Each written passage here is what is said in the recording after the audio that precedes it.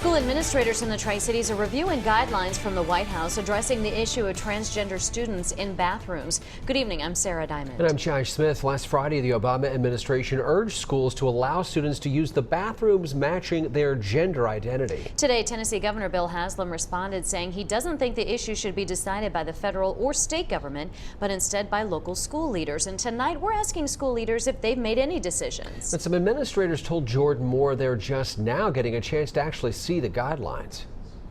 Josh, Sarah, we reached out to several school systems in our region, most of which say they haven't even had an opportunity to discuss the message among staff yet. And they're still waiting for concrete advice from legal counsel about what this means for their districts.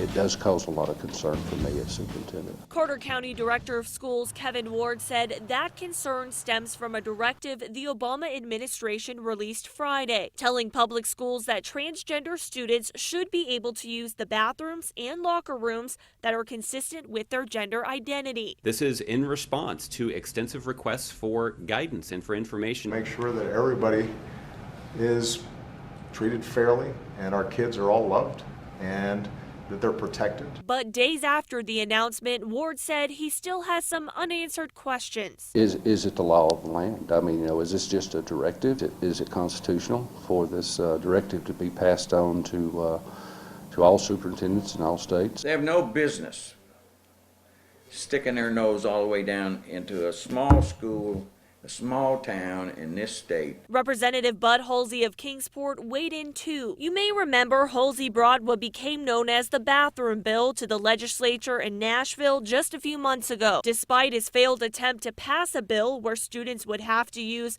the bathroom and a locker room based on their birth certificate, Halsey said he thinks there are better solutions than what the federal government is suggesting. It'd just be wonderful if we go back to local folks, local school boards dictating what's going to go on in their school. Ward said the next step is to seek legal advice on what this will mean for Carter County schools. We're going to reserve any comment as far as what we are going to do until we know what we are legally bound to do. Jordan Moore, News Channel 11 in your corner.